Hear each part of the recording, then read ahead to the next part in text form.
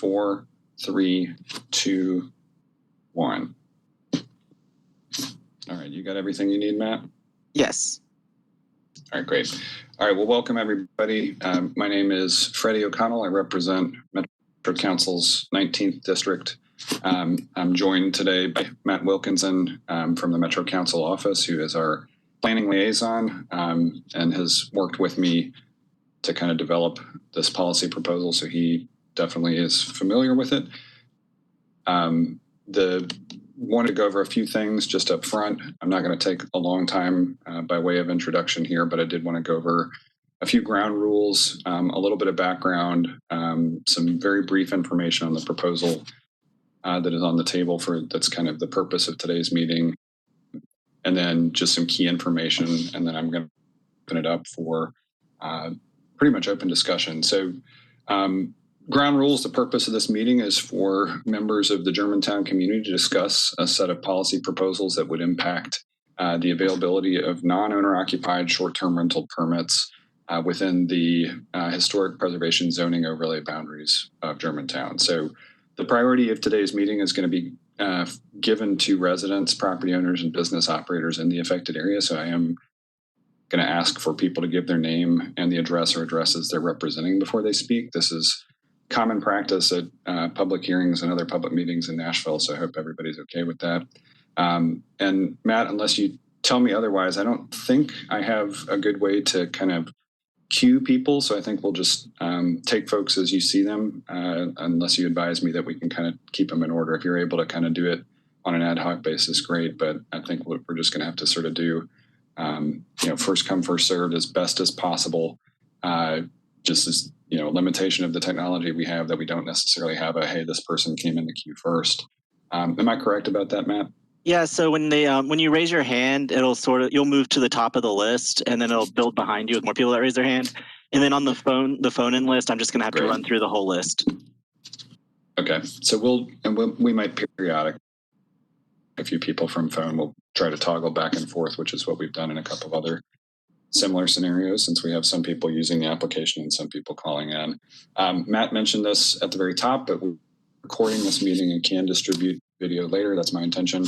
And then just a little bit of background here as to kind of some of the legislative lead up to this and sort of the policy implications. So back in 2014, bills 2014-909 and 951 were approved by that class of Metro Council. That was before I was elected.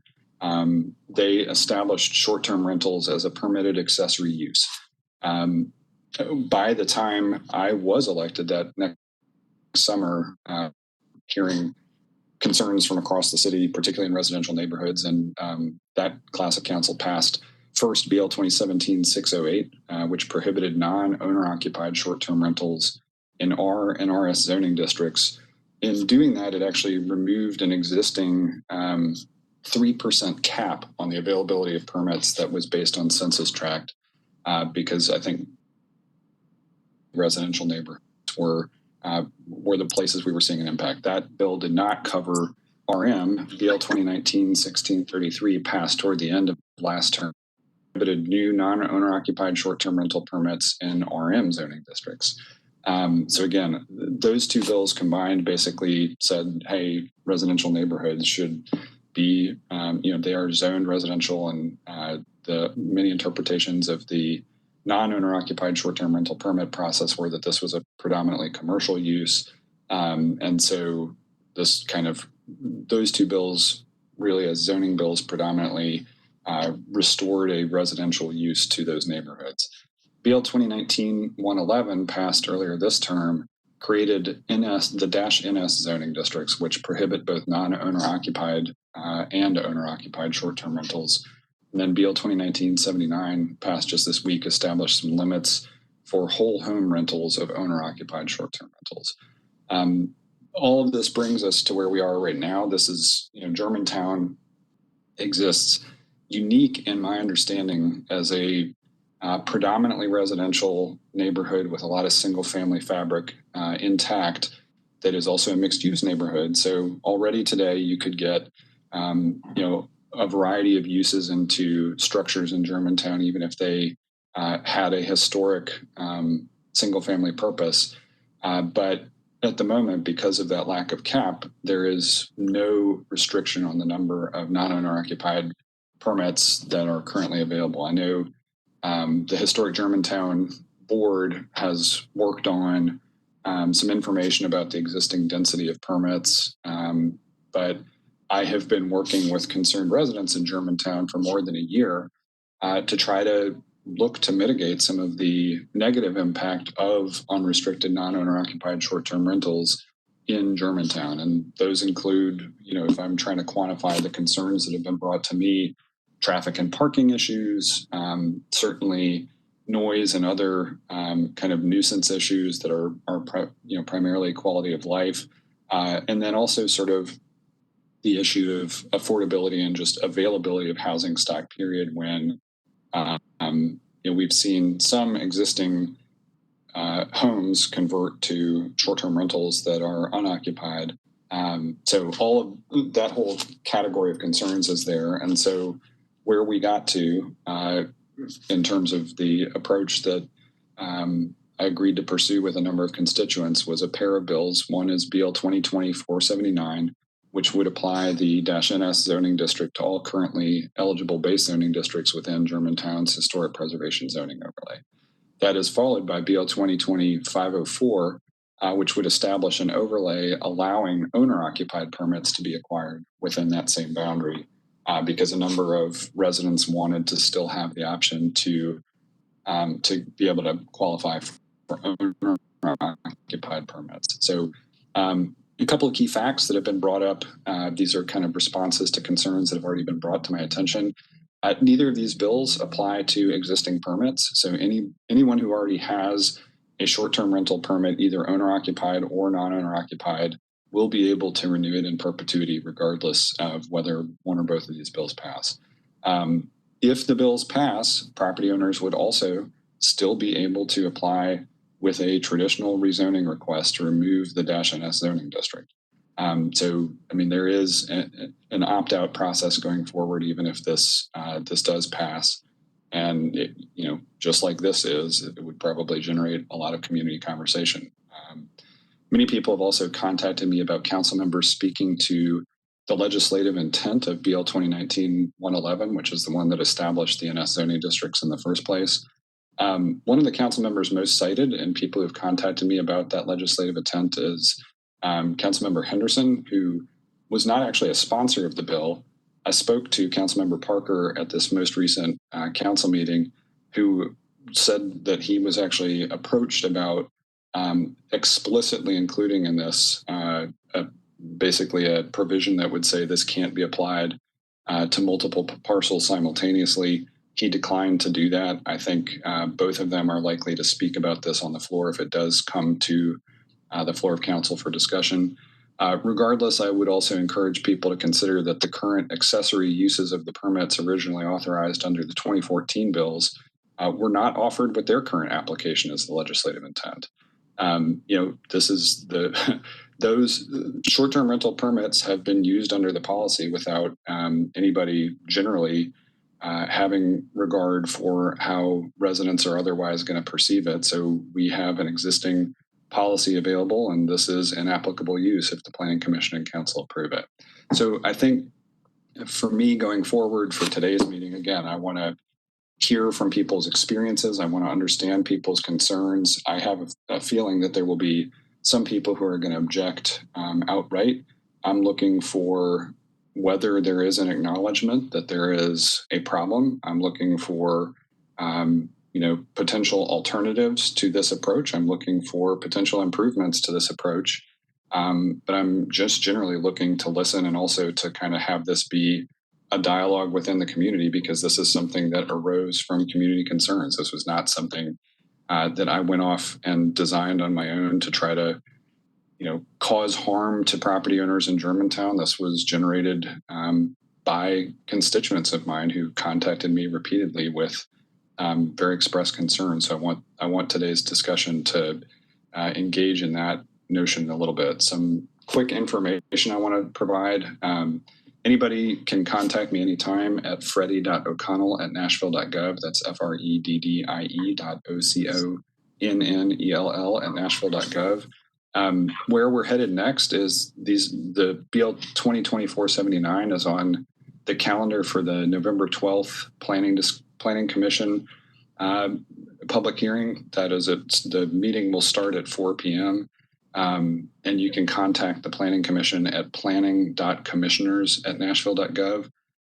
Again, depending on what the Planning Commission decides to do with it, if it stays on that schedule and is approved by the Planning Commission, it would then go to a December 1st public hearing at Metro Council. That would start at 6:30 p.m. that evening. I do encourage anybody with either concerns about or suggestions about the bills, support or opposition. It is important to document that for the Planning Commission as well as for me. So feel free to, if you're writing the Planning Commission, CC me on those emails. And at this point, I will turn it over to Matt, and we'll try to have a community discussion for as long as people want to stick around. I have booked this for 90 minutes. If we get to the 4:30 mark and there are still a lot of people in the queue, we'll figure out what to do at that point. So Matt, so at this point you can use WebEx to raise your hand. There should be an opportunity if you are on the computer or on the application on your mobile device. There should be a little raise hand button, and Matt will try to start going through folks and just share your experiences and your concerns. Please do remember to give your name as well as the address or addresses you're representing. Perfect. So I'm going to go ahead and mute you, Councilmember, just so we don't get the feedback. And now I'll go to the raise hand features. And the first one is Census, CENSIS. You're unmuted and you're good to go. Right. Thank you, Matt. And this is Jim Creason. Sorry, my company name is showing up instead of my personal name, but appreciate the time here to have a conversation. I own 3 parcels in the affected area, 1218 6th Avenue North, 1231 5th Avenue North, and 1235 5th Avenue North. I currently live at 1702A 5th Avenue North, just down the street in the Germantown area. First of all, I guess I have a question. It may have already been mentioned, but I'm going to ask it for the sake of emphasis. Can I please ask, what is the primary reason that this has been brought forth? And I guess that would be directed at you, Freddie. If not, I guess the president of the HGN board could answer that question, but I guess I would defer to Freddie first. Sure, I can speak to why I wound up bringing the bill, and there may be other neighbors who want to speak to their reasons for approaching me about it in the first place. But thanks for that question, Jim, because I think it's the critical understanding of what brought us to even be having a community conversation about it today. So honestly, as we were having the citywide conversation about BL 2017-608 and then later BL 2019-1633, I was actually contacted back then for both bills by residents of Germantown who were fearful about elimination of the cap, and especially once the bill affecting RM prohibited non-owner occupied permits in those scenarios. I think people probably correctly observed that Germantown, which, again, for anybody who can see the screen on the map, you can see that pink color is the number of parcels that are currently zoned MUN, that this would suddenly become a place where, just again, based on sort of availability of permits and proximity to downtown and generally mixed use districts where the kind of destination-based hospitality uses would have a lot of demand, that there would be a proliferation of interest in creating non-owner occupied permit availability here. And I think it came to a head when we started to see the first projects being proposed and then developed and brought through construction, whose expressed intent was hey, these are going to be not residences and not other uses that were under the historic category of uses prior to 2014 in mixed use zoning, but rather these are intentionally going to be sort of clusters of non-owner occupied short-term rentals. So I think a lot of,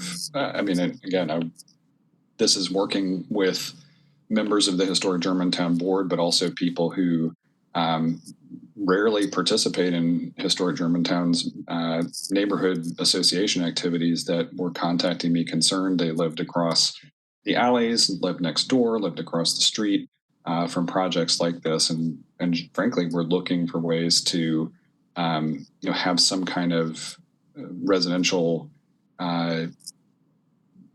regulatory ability to impact this, because I think the fear was, the concerns were that an unlimited number of non-owner occupied short-term rentals was not good for a historically residential neighborhood, even with its mix of uses. So that's I guess I'm asking some questions before I make my comment here, just so that I can make sure that the audience understands the impetus of why this was brought to your doorstep, if you will, the importance of this legislation, this bill, to eliminate or prohibit the short-term rental movement here. What is the impetus behind, what are the problems associated with the short-term rental business, if you will, because this is a mixed use zoned area. And so I'm trying to get to the most important point of why this was brought to you as an important point to eliminate from a business standpoint. I mean, I can speak a little bit more to the concerns that have come to me. I will see if others on the call who are residents want to speak to that more. If we do have any historic Germantown board members present, I would invite them to speak to that. But I can tell you, there was a specific concern with a project on Fifth Avenue, for instance, that, if you are building for a residential form and then immediate, once you secure a non-owner occupied short-term rental permit, effectively now you're operating with a commercial hospitality use, and your requirements don't actually change, right? If you were going to construction with a hotel under the same kinds of guidelines, you would potentially have a variety of parking and other requirements that would be applicable to the property. That is not true if you are securing a non-owner occupied short-term rental permit under eminent zoning. And so the sort of traffic and parking impact analysis was one piece. I have already heard from a number of people. I will tell you, Jim, this is, from my perspective, representing District 19, which has the greatest density of permitted short-term rentals in Metro. I continue to get this as a top complaint from other enforcement-related concerns that are predominantly quality of life, and those generally tend to be behavioral, noise, indecency, those kinds of things, and that varies from permit to permit. I'm certainly not trying to describe it in such a way that says, hey, every permit holder is generating a number of complaints that reach my ears. I'm just, this was an aggregate concern. Understood, and that's my point. And I want to make sure, I'm going to move on and try to, open up to other people, but I want to make sure that the audience understands that the concerns are being brought because of current short-term rental owners, users, if you will, and not because of people that have not started to offer short-term rentals from a permitting process. So if you're currently a proponent of this legislation and you have a short-term rental permit that you currently have, you are basically trying to prevent other people who are not currently being a part of the problem from having an opportunity to have a short-term rental permit. And I think that's very important to point out on the front end of this conversation, because if this legislation passes, I can assure you that I will be a major proponent of, hey, if I can't have a short-term rental permit going forward, you can't have a short-term rental permit now. So I want to make sure I lay that out on the front end. If you're a proponent of this legislation and you currently have a short-term rental permit, you need to understand that I'm coming after your permit, because if I can't have a permit, you shouldn't be able to have a permit either. So let's just set that aside for a second. I currently own 3 parcels in the affected area.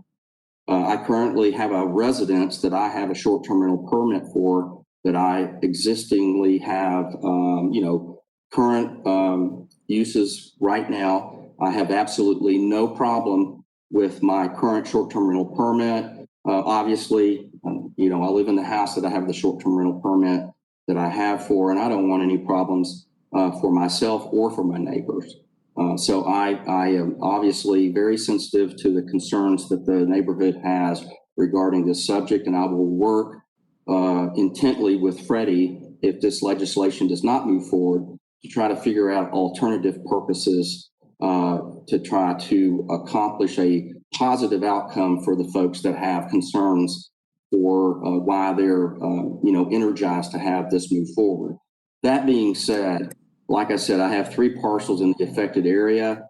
I bought those parcels under the current zoning of mixed use because it is a mixed use area.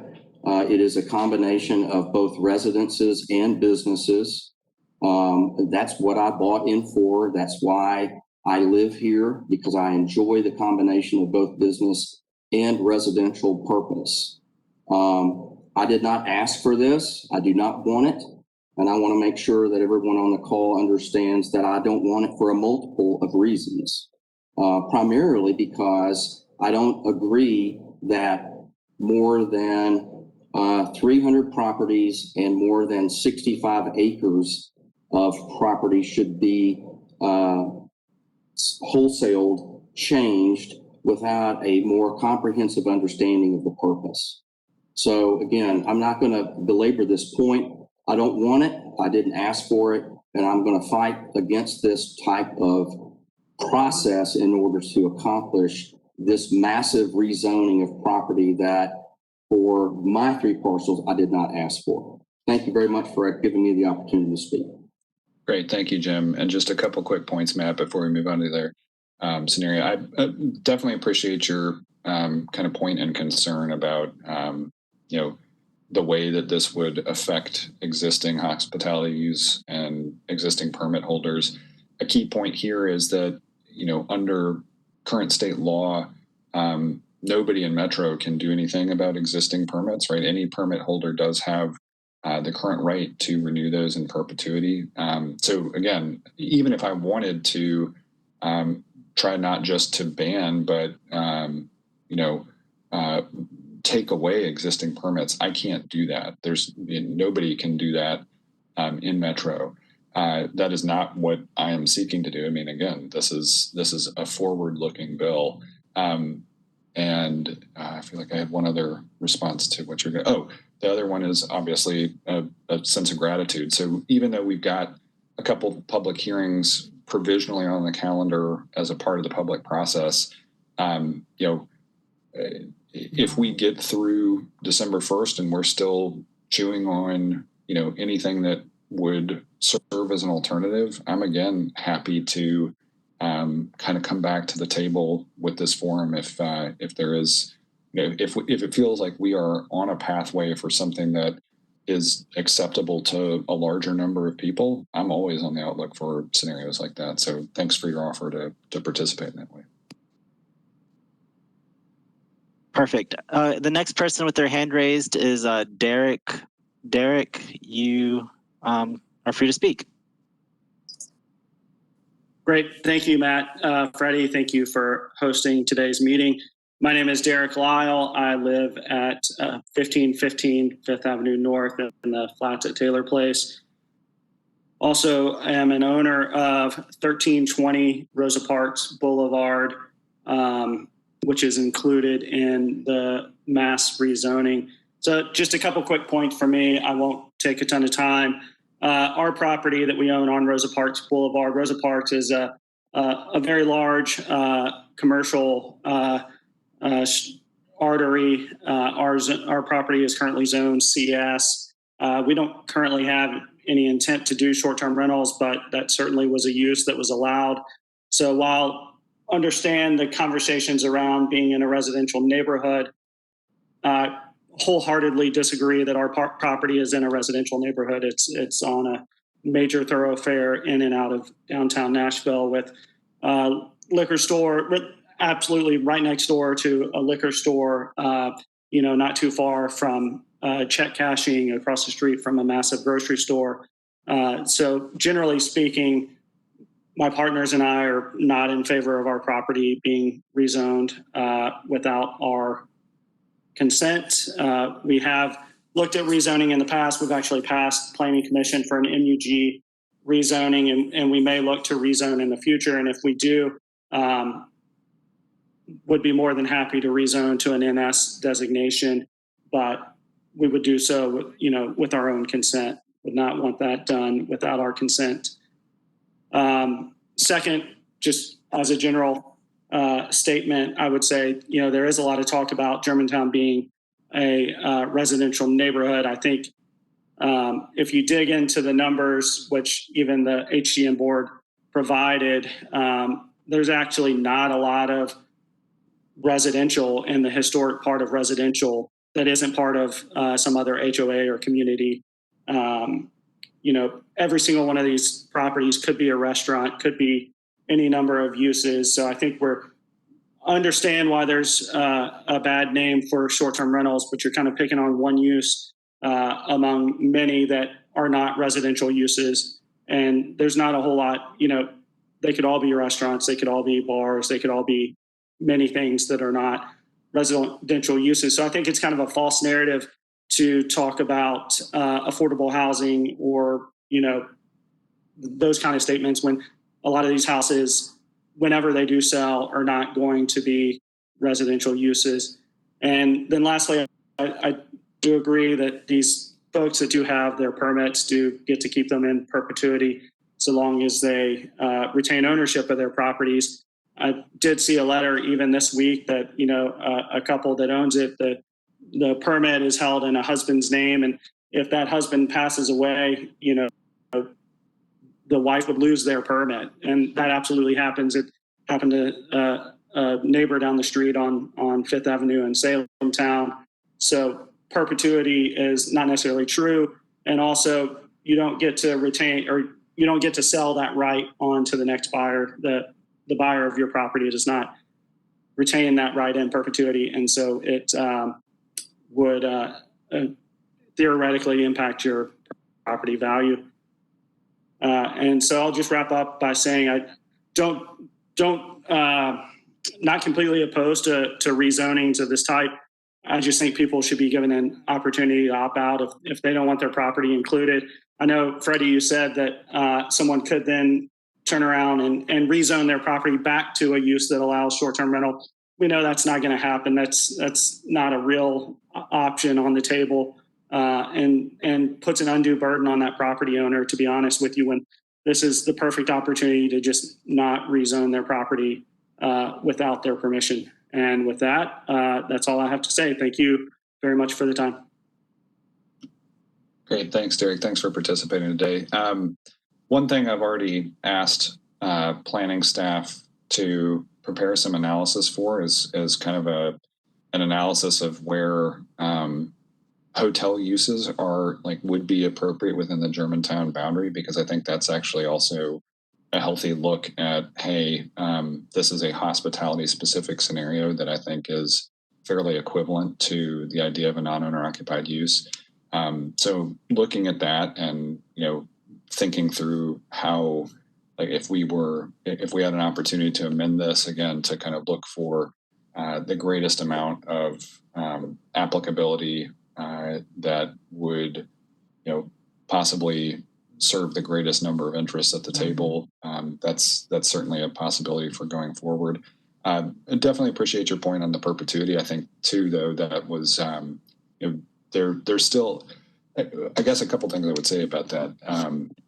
Across the country, really across the world, city states and entire nations are still grappling with the relative newness of short-term rentals and how they affect markets. I think when we look, so on a couple of fronts, I think it's tough to evaluate you spoke a little bit to property values. I mean, it's tough for me to go out there and endorse somebody saying, hey, I'm going to go in here with the express intent of that, knowing that the regulatory environment in the short-term rental space in general remains fairly volatile. So I think that's just, from the standpoint of investor risk, it's got to be a known quantity. The other thing I'll say is, on the point of restaurants and the mix of uses, I think the previous mix of uses that was available under most of the MU prefix zoning are fairly mature and stable in the sense of, it generally,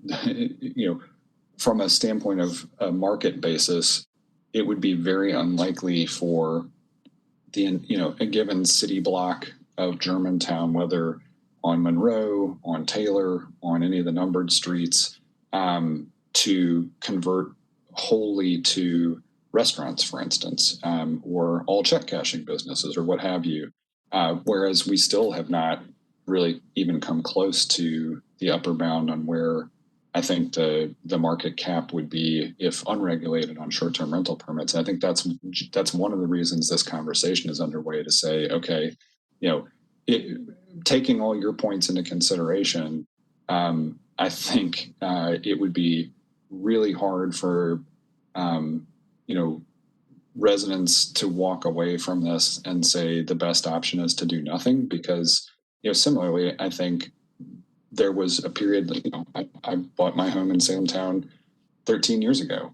This was not a permitted use at that time, right? And so the advent of that permitted use in 2014 was not something I got really the opportunity to weigh in on either. And so, I think there are a lot of people feeling that the unfairness actually started when the permitted use was perhaps open too much. And I guess, again, I look at the legislative history we've been through, and certainly a majority of council members have been persuaded on repeated occasions that maybe the box we opened in 2014 was perhaps opened too wide and too far. And so now it we're putting the lid back on it altogether, but maybe we're moving the lid, periodically to adjust it. So I think that's kind of the policy discussion we're having. But hope you'll stay engaged in the conversation as it goes forward. And thanks for your comments today.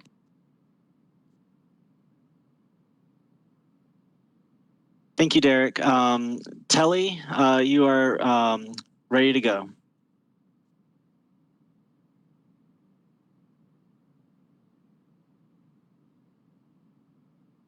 Hi, Telly.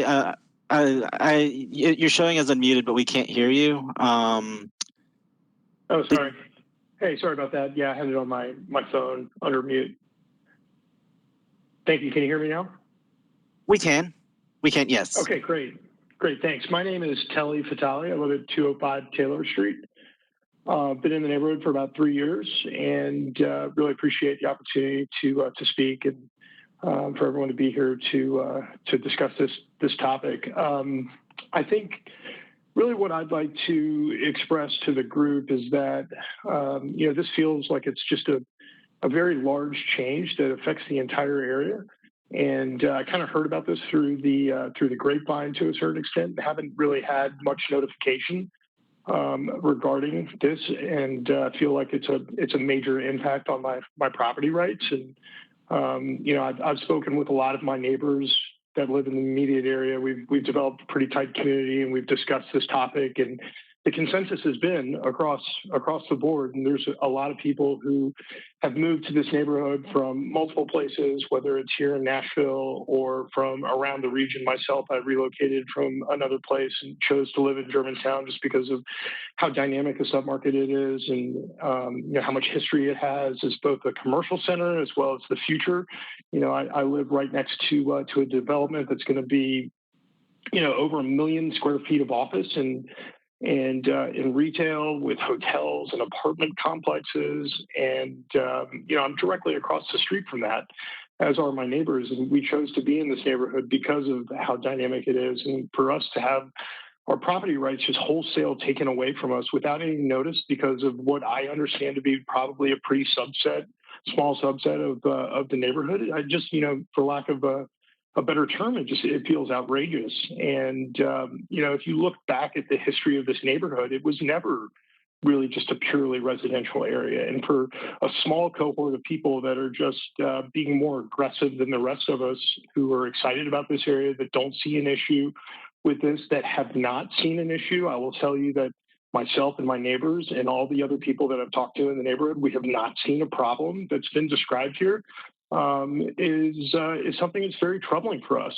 And we've all bought homes here, and to have this starting to happen underneath, kind of behind our backs in a way that feels like it's being slipped through because of a small constituency through the neighborhood is, in my mind, it's unacceptable. It's not something that, we're going to sit by and stand for. So I just wanted to go on the record and say that I wholeheartly disagree with this, and that we're prepared to get organized and try to make sure that our voices are heard. But first and foremost, the lack of notice and the lack of communication and the way that this feels like it's happening behind our backs is it's unacceptable. And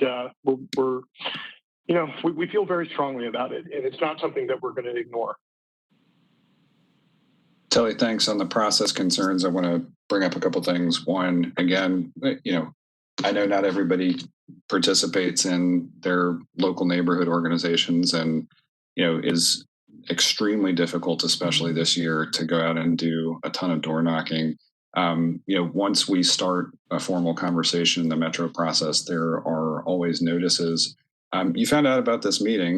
The conversation is played out in multiple conversations through the neighborhood association. Obviously, this is a community meeting. We did postcard notices too. I've got confirmation from a number of attendees today that they did receive those postcards. I know the neighborhood folks did their best to kind of spread the word about this. I'm open to suggestions on how we better notice this, but I have literally heard at every single meeting that, and this goes back for a year, that people don't appreciate the process. I'm always open to suggestions on how we can better notice it, but you've got today's meeting that you're participating in, a public hearing coming up on November 12th, another public hearing potentially coming up on December 1st, probably another meeting like this.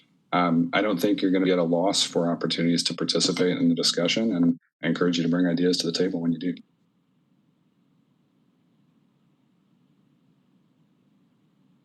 Perfect. Thank you, Telly. The next person is Kenny. Kenny, you're good to go. Let me try that.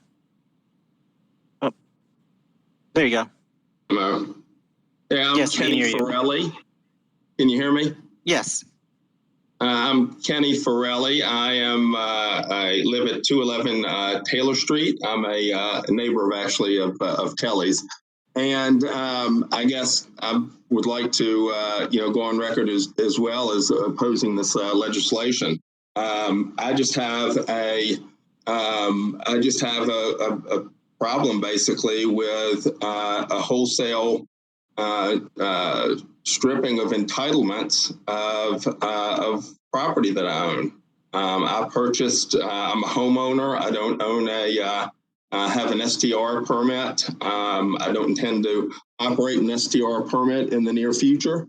But when I bought my home at 211 Taylor Street, I knew that was an opportunity and went into the calculus of me purchasing the home. I don't know what my personal circumstances may be in 5 or 10 years. And as dynamic as that neighborhood is, and as much as it's changing, I don't know what the neighborhood's going to be like in 5 or 10 years. And I just don't think it's right that we have to, if as a neighborhood, we decide that we want to allow short-term rentals in our development, that I have to go back to council and beg back for an entitlement that I already had. And I just don't think it's right. And, this happened. I'm a long-term resident of Nashville. I grew up here. And I remember this 10 or 15 years ago. This happened when there were wholesale rezonings of neighborhoods, when they were eliminating changing the neighborhoods from R designations to RS designations. and those caused a lot of controversy. But even back then, they allowed individual property owners to opt out.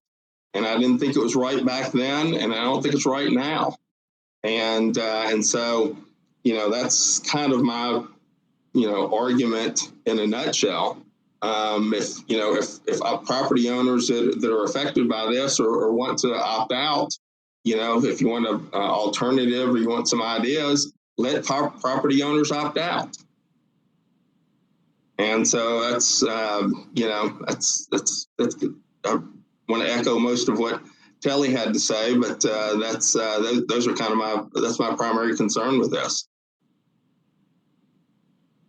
Can appreciate the feedback. Just a quick note. I mean, this is not a downzoning. Everybody protects their entitlements for building.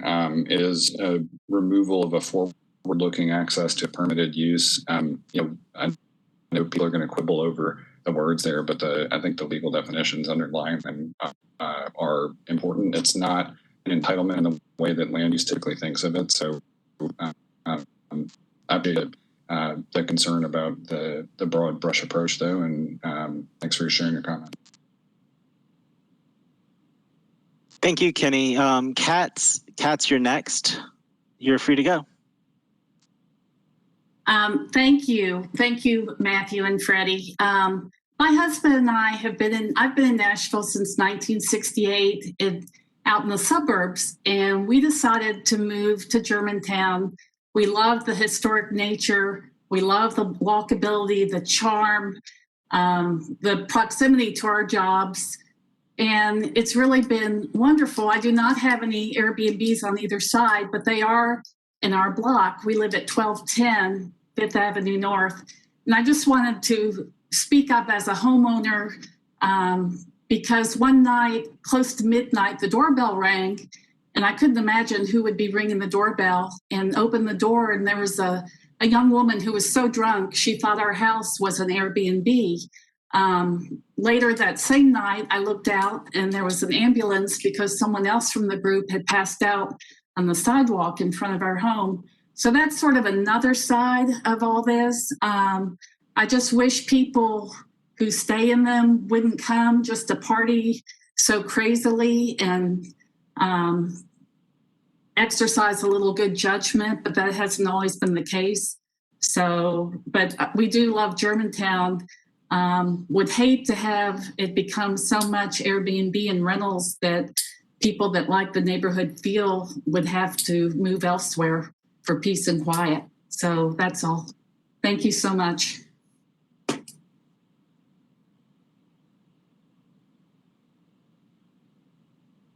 Thanks, Katz. Matt, I guess we can keep going. Yep. The next person and the last hand raised so far. So after this person, I think we may start moving on to the phone calls. So if you're a phone call, we just got another hand, but just in the meantime, if you're a phone caller, be prepared by your device because I think I unmute you and you're automatically unmuted when I unmute you. So the next person is Andrew. Andrew, you are ready to go. Hey, can you guys hear me? Yes. Hey, this is Andrew Eshelman. I own a property at 1326 4th Avenue North. I'm also affected by this legislation. One of the reasons why I bought the property was because of the mixed use zoning. And I actually currently do not operate as a short-term rental. But I recognize that is an option that I have. And that was one of the reasons that I was interested in purchasing the property in the first place. One thing that I don't think has been brought up yet is the fact that we had a massive tax increase this year, which I believe Freddie voted for. And my property is actually classified for tax purposes as a commercial property. And I find it extremely upsetting that my taxes are being raised while simultaneously my property is being downzoned. And, Freddie, you can classify it or the legal definition as much as you want, but this is a downzoning. It's a downzoning of an entire neighborhood. It was very clear when the NS bill went through city council that this was not the intended use for it. And I'm in strong opposition of this legislation. Freddie, I've reached out to you multiple times and I haven't heard back a single time. I do appreciate the opportunity to speak today, but the Historic Neighborhood Association does not speak for the entire neighborhood by any means. And I think that there's been enough voices that have come out today to prove that. The concerns that have been brought up are all enforcement concerns. And that really has nothing to do with zoning.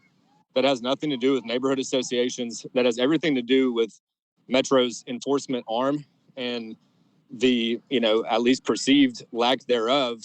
I'm certainly open to speaking on how we can improve that and make that better. I think everybody is for that. The last woman that spoke regarding the drunk people walking around Germantown and ring their doorbell at midnight. I think we all agree that that's not a good thing, and nobody wants that. And I do believe there are ways that we can tighten up some enforcement type of issues to make sure that doesn't happen. But that doesn't mean that we need to rezone the entire neighborhood. Thanks for that. And Matt, I don't know if it's worth talking about the impact of property taxes. I know also when you get a non-owner-occupied short-term rental permit, it does transition you to commercial property tax. This was a tough thing. I mean, we looked at it for 3 straight years. I voted against the property tax rate increase for fiscal year 2019. For 20, we tried to do it in a way that would have gotten in advance of this. We had to, there were only 2 budgets that were eligible for consideration by council, and both of them had substantial property tax increases, even the one that offered a substantial cut to public services. I appreciate the concern on that front too, but it's something that, unfortunately, given where we are with the state of the global economy as a result of responses at the national, state, and local level to COVID, it's something that every municipality across America is struggling with. I presented a budget that would have resulted in actually the smallest of the property tax rate increases on the table, and was told by both Metro Finance and the Comptroller's office that it was not structurally balanced because it expected some of the opportunities to use vehicles like the municipal liquidity facility, and that we're just going to have to disagree about the use. This is not functionally a downzoning. It is a removal of a permitted use for future permit holders. Perfect. Thank you, Andrew. The next person to speak will be Steve. Steve, you're ready to go.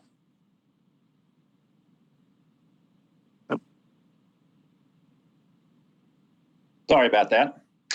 Freddie, thank you for holding this meeting. I just think it should have happened about 6 months ago. That was the plan, Steve, but something crazy happened about 6 months ago, as you might be aware. And I will speak to a comment that Kelly made about the not having any notice and going to a neighborhood and association meeting. We don't have anything operating down there as a neighborhood association. We've got a self-appointed group at the Green Hills, the Germantown Historic Neighborhood, and they do a nice job on certain things, but they don't reach out to the whole neighborhood. They don't distribute information. The first any of us heard about this rezone was with a yellow card that came to one of the 5 properties that we have addresses for in Germantown. One of them said some of our neighbors are going to be rezoned.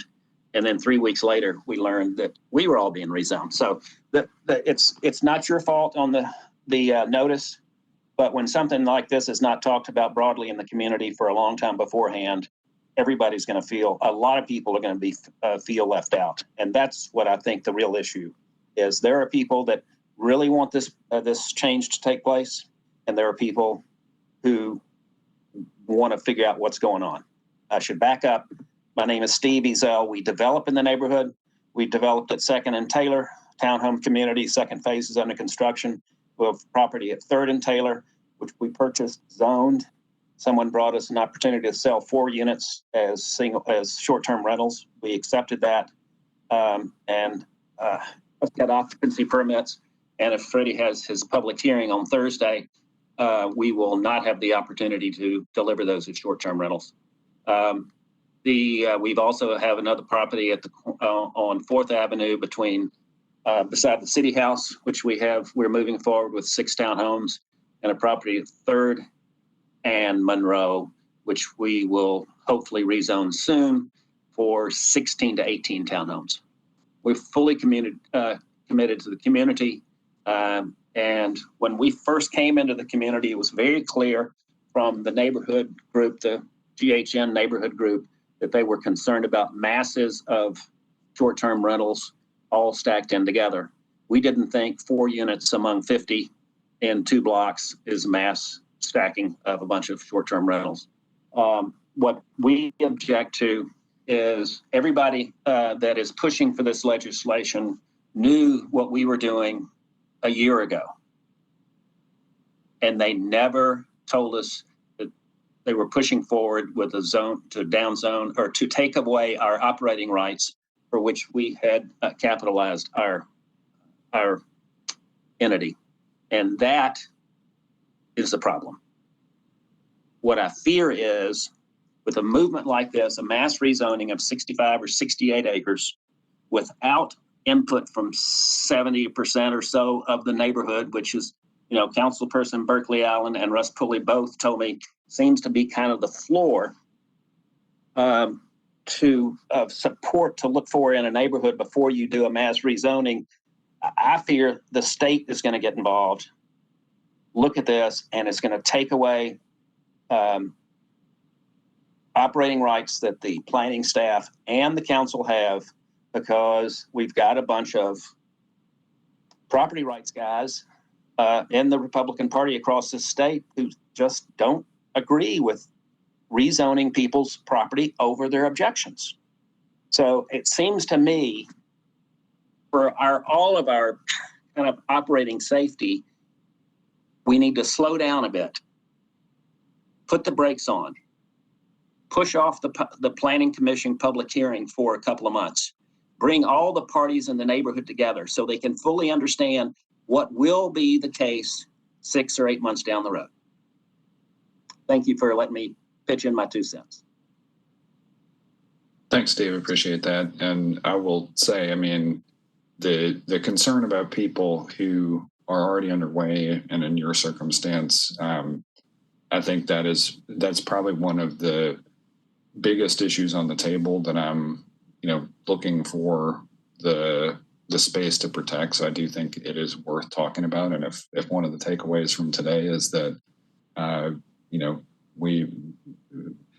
going to say the same thing. I'm open to your suggestions on the notice piece. I don't think there's a lack of public input. I think, your project in particular is sort of one of the known quantities on the table that I think is probably most acutely in need of discussion. And I'm hopeful that some of the folks on the call are willing to engage in that discussion more thoroughly before we get to Thursday and need to make that decision. So appreciate your input, Dan.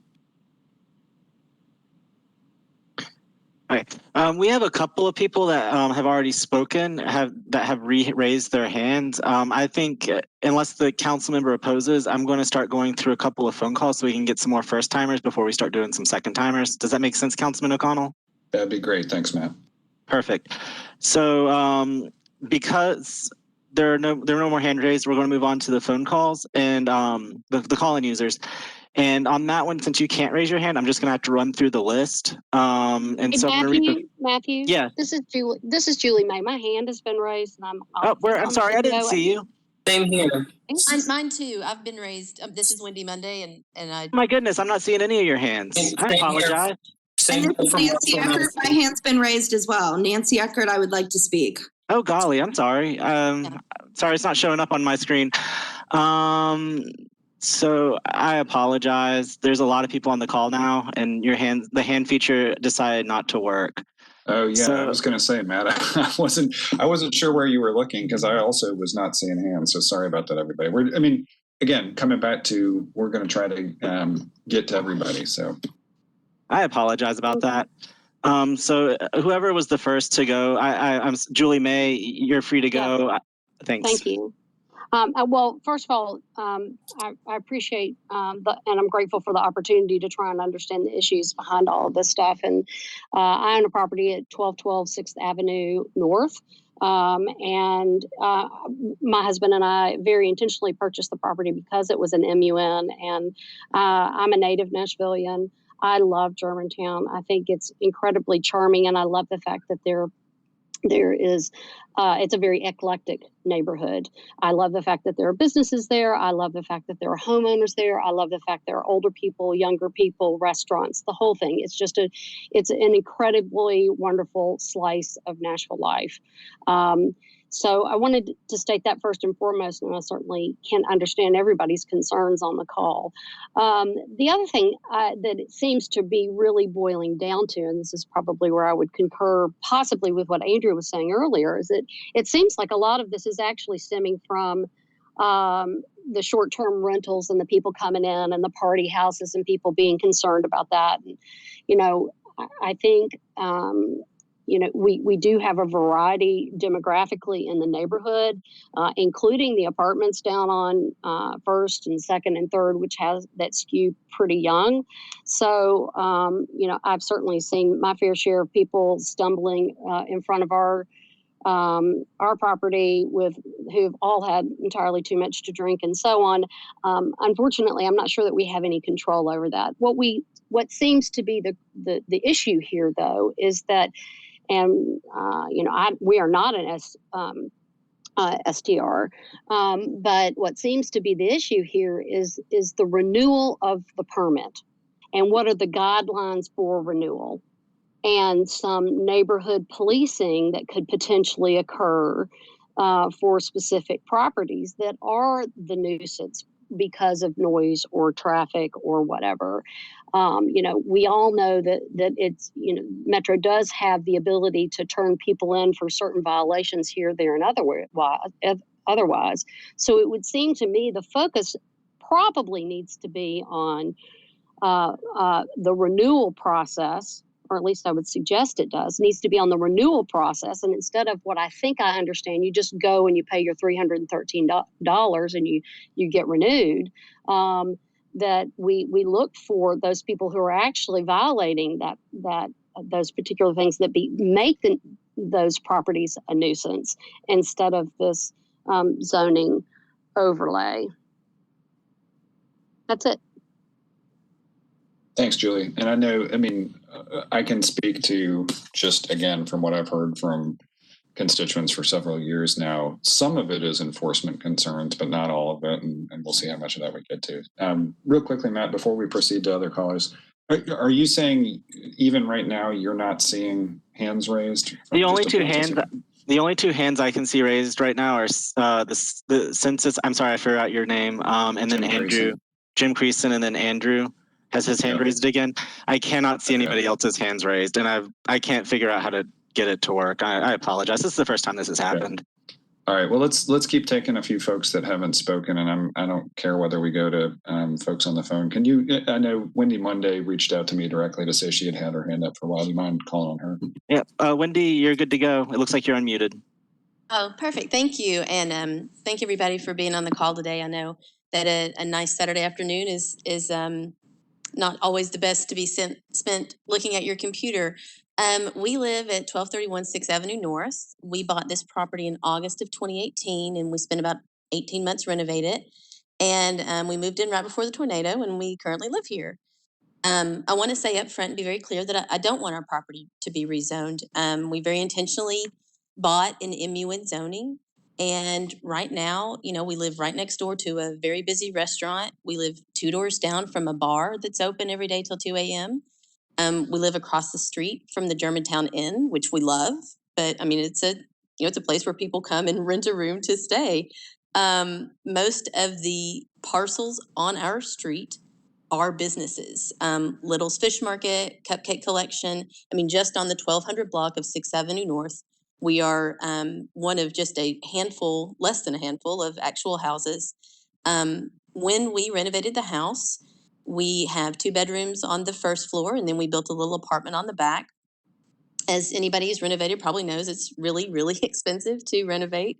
And we bought a house in MUN zoning, which could have been a business, could have been a coffee shop, could have been a boutique. We have chosen to live here and turn it into a residential property. However, we knew that the flexibility of the zoning and the ability to short-term rent it as a non-owner occupant was part of our NUM zoning rights. And while it made the property more expensive to acquire, it also made it more flexible. I don't think that going forward there are going to be more houses and less businesses on this street. And it's really not the kind of house that most people, other than people like us, would search out to be their primary residence. I understand that other people want to ban short-term rentals on their property, and there are a lot of HOAs in the neighborhood that already ban short-term rentals. In fact, if you look at the map that's part of this presentation, the grayed out parts are parcels that are not affected because they would already have to be rezoned in order to be any sort of residential zoning, and they wouldn't get they would have to be NS in order to be rezoned. And so mostly you have these little pink houses or pink parcels, and that's where ours are. Downzoning it would devalue our property considerably because it would take away one of the uses that people would use if you were going to purchase a property that is residential zoning. I think that there would be a good question of like, well, why are you so for short-term rentals? I'm not for short-term rentals. I'm actually for short-term rental regulation. As other people spoke, I think good rules and enforcement go a long way, but we live in a commercial district. We live on a commercial street, and this property is a house right now, but who knows what will happen, as one of the other speakers mentioned, and I don't know what 5 or 10 years, what lies out there in the state of our economy or in the state of our own personal finances. But we invested a lot of money in this house and in this property, and we did it because of the zoning that we have, and we don't want to be rezoned. And I think it's reasonable for people to have fears about mass Airbnb developments springing up around them. But that's not the case for our property. And so I think that when we are talking about this issue, it dawned on me that to downzone this neighborhood wholesale is not necessarily what one neighbor would want to do to another if that's going to really adversely affect them. They're just trying to ameliorate the fear that they have about having a big, large-scale, Airbnb complex next to them. So if this is too aggressive and it really hurts the individual property owners and it hurts people who have invested in the neighborhood, like my husband and I, can't we find a way for those people to opt out and for people to come to some sort of compromise? Because I think as neighbors, we want to be reasonable to each other. We want to be fair to each other. But if we just downzone the whole neighborhood, that's just way more aggressive than I think most people want to go. But the fear of having a lot of Airbnbs maybe overrides the reasonableness about whether or not their neighbor or the property owners in this neighborhood should have the right to protect their property rights. I don't think that they really want it to go way further than they intended. And I don't think that other people intend to, step on other people's property rights. So, in conclusion, I just want to say that we want to be left out of the rezoning. We're property owners. We live on a busy commercial street, and we don't want it. And we want the ability to opt out. Thank you. Thanks, Wendy. Just real quickly to your point, and then I want to come back to a process thing. I've heard specifically from you and Jim and Derek as people who are opposed to this, but have also expressed an interest in looking for ways to kind of alleviate fears of what you just described, which is just sort of an unregulated proliferation of this. I'm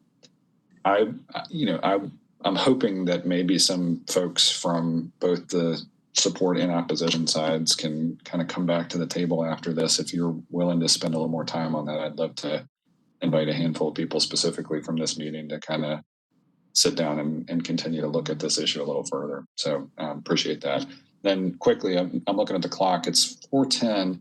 Matt, I know I'm good until at least 5 o'clock. I don't know. I know you're committing your staff time to this, for which I'm very grateful. Do you have a hard stop that you need to be looking at? No, the WebEx can go forever. That was just sort of something on the invite. Yeah, I'm less interested in the computer than I am in, I know we're asking you to make a sacrifice as a Metro employee on your weekend time. So no, that's what I signed up for. We can go as long as we need to. All right. Well, I hope everybody appreciates Matt as much as I do for being willing to do this on a weekend, and I certainly appreciate everybody on the call for doing that. So I'm happy to keep the clock running until 5 o'clock because it sounds like we've got a lot of interest. Here's what I'm going to say, since we can't seem to see people queuing up even in the way that WebEx allows. Feel free to text me if you want to. I'm hopeful we don't just get a ton of crosstalk here, but feel free to reach out 615-260-0005 if you haven't spoken yet. I do want to try to give priority to first-time speakers as we go forward here. So, we can try to jump in an orderly fashion, and if you want to try to be first to Matt's and my attention for the next opportunity to speak, go for it. But also feel free to text me. I got.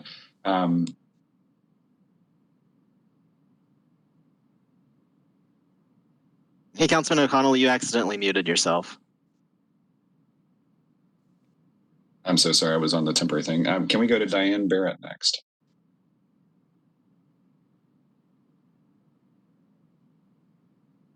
Yep, you should be good to go, Diane. It looks like you're unmuted.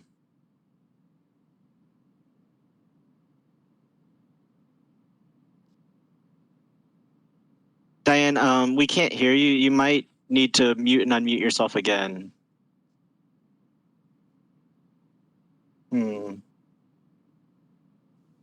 Yeah, Diane, I'm showing you as unmuted, but I'm not hearing any audio from your end.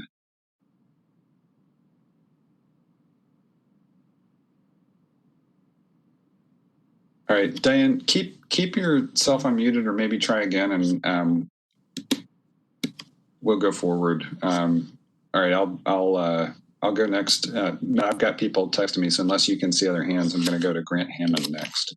Okay. Sorry. Grant, if you go ahead and unmute yourself, you can go ahead and start. Yep. Can you guys hear me? Yes. All right. So an important distinction here, Grant Hammond, I'm working with Stevie Zell on 1330, 1332 3rd Avenue North. Really important distinction that no one's brought up yet is that this historic Germantown area is considered by the Planning Commission to be a T4MU neighborhood.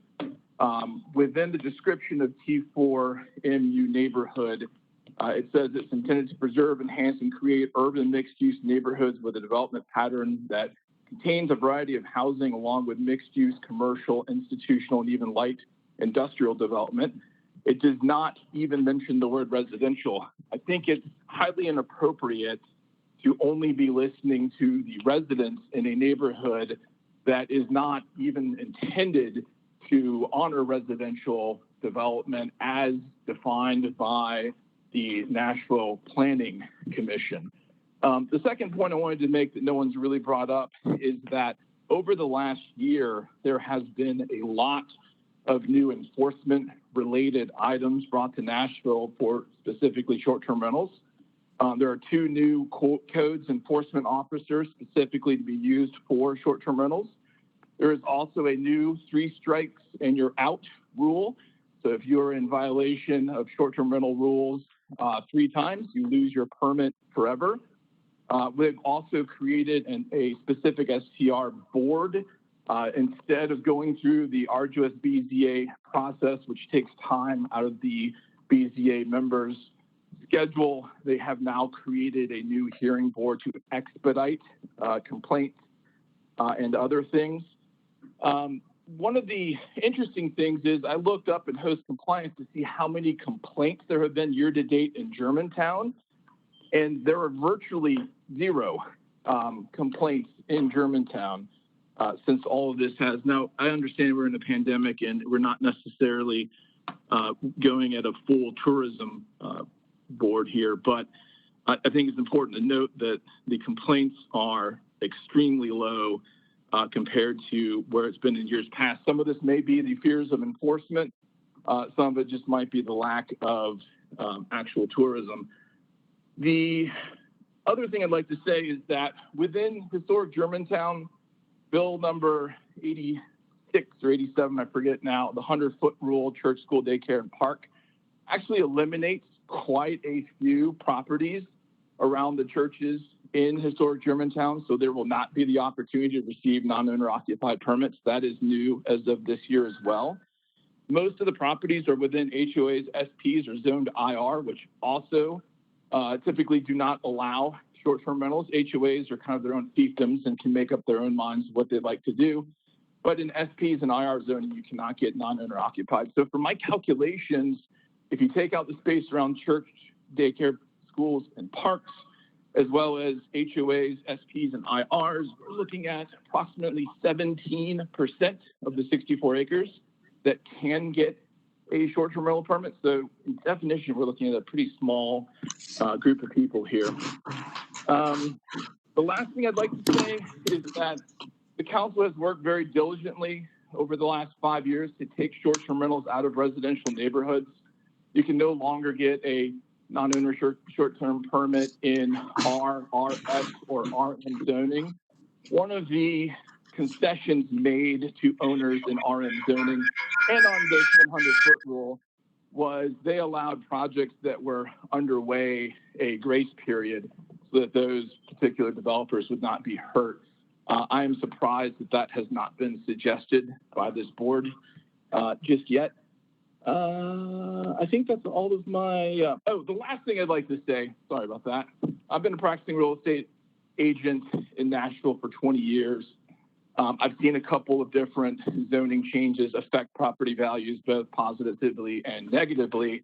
Just wanted to go on the record as an agent who sells mostly in the investment and commercial world that this permitted use being eliminated moving forward will affect not just the properties that don't have the ability to get permits, but also the other properties as, you know, the rising tide raises all ships, well, lowering tide lowers all ships too. And I think that there is a decrease of value. It won't be immediate, but it will happen gradually over a period of time. I appreciate your time. Thank you very much. Grant, thanks. And I especially appreciate I apologize. I was hastily assembling the list of policies, and you're right that Matt, it might be worthwhile to find some way on this map that we've got to kind of identify, to Grant's point, parcels that would be already excluded from permit eligibility on the basis of the 100-foot rule. So I appreciate that's just. Okay. I'll look into doing that next week. I can't do anything about that right now since I'm on my personal computer running the meeting and my work computer. I'm definitely not asking you to do it right now. Thanks. Right. And I think Diane was able to was unmuted. I had to mute her because there was some feedback. So we're going to try Diane again. All right, we'll come back to Diane. Thanks, man. Oh, so Diane, I sent you a request to unmute, and you looks like you took it. I hear you now. Sorry, I'm. Wait, I think I'm on twice. Hold on. So I'm actually on the phone now because it wasn't working, but I just accepted it. So we can hear you just fine, and I don't. Yeah, it sounds okay, and I'm not getting a ton of feedback. So go ahead. Okay. So I live at 1315 4th Avenue North, and let me know. Sorry, I cannot hear myself. It might be my laptop. We can hear you just fine. Oh my goodness, it clicked on. Okay, great. So I hate to just recap what everyone's saying, but of course I don't support a blanket no short-term rental overlay. And a little bit about my backstory is that my husband and I purchased this property 10 years ago in 2010. And you know, when I got this property, I was really excited, just like everyone else, about it being an MUN property. And this property was so, it was the scariest house on the block. There was a dog chained outside, and, you know, people, the people who lived there, definitely no one talked to them. And so, you know, my husband was a server. We did like a wedding business. I mean, we've been trying to make things happen for the last 10 years to change our family tree. And so I tell you this because I want it to be, I want my neighbors to hear me and to know that I'm just a person, and I'm not a big developer. I'm not trying to bring a bunch of partiers to the neighborhood. I was trying to build something for my family, something that would change our family tree. And you know, we're very lucky because no one saw what was going to happen in Germantown, or the people around me didn't. I had a great feeling about Germantown and where it was going, or else I wouldn't have spent so much money, or to me it was so much money on this property. And so we spent years, like, you know, almost 10 years renovating this place slowly with whatever money we had. And we got it to a place where finally, just really just a few years ago, we were able to make the outside pretty and paint it and really help the neighborhood in terms of aesthetics. Because when our house got painted, neighbors because I lived there until just a few months ago, neighbors, or earlier this year, neighbors who never talked to me, all of a sudden started talking to me. And I don't mean to say that in like a facetious way. I just think that sometimes it's hard to hear what the other, or see the other side when you feel so strongly against short-term rental guests coming to your neighborhood. You know, sorry, so I just wanted to touch on the fact, I think Freddie had mentioned quality of life and neighbors complaining about parking or noise or housing supply, and that you've been working on this for over a year. You know, I didn't feel like any neighbors spoke to me until after the house was nice and painted and pretty. And maybe that's just in my own mind, but the neighborhood association, it doesn't feel like it's a safe place for me to go. And that's probably on me. And I just wanted to say, moving forward, I really do want to address those concerns of noise and partiers and drunken people ringing your doorbells. I don't think any of my guests are that way. A lot of my guests are actually, you know, they're tiny apartments, 2-bedroom, 1-bath. They're, you know, visiting their grandkids in the neighborhood, or, you know, they're just looking for a place to come and visit, you know, friends who live nearby and see the sights. We don't have like a ton of, it's not a big party house, and I don't think we've had those kinds of complaints. And if we did, and when we do see noise on the cameras, or I'm there almost daily, and so when we do see those kind of things happen, I'm more upset than anyone that someone would come and be disrespectful to my neighbors, because I do love my neighbors and I do love my neighborhood. And this is a place where I want to retire. This is my dream neighborhood, my favorite neighborhood. And although I have 3 short-term rentals going on in this triplex house right now, that's not always the way it has to be used. I want the flexibility to be able to do what I want. And someone had mentioned earlier that I think we touched on the idea of being able to renew your permit in perpetuity. And my husband is the one who has the permit right now for a short-term rental. And we've kind of touched on this, but I just want to make sure my voice is heard.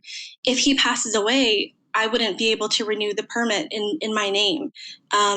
I want this property to be in my family forever. I know I don't have control over that, but I would like to pass this on to my children, and I want them to be able to do a short-term rental or short-term rentals the way we are right now, because this changed our lives. You know, my husband doesn't have to work in a restaurant anymore, and now we can focus on having a better quality of life and, you know, living our purpose.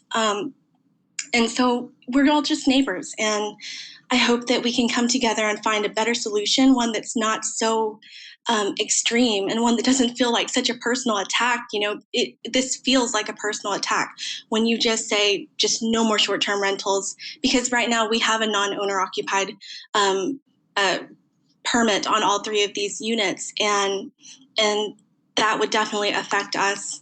And so I just want to put that out there, and I want to say that anyone who wants to talk about maybe like a neighborhood task force or some way we can put people at ease, or put my neighbors at ease about drunkenness or noise or whatever it is, I want to come to the table and be a part of that.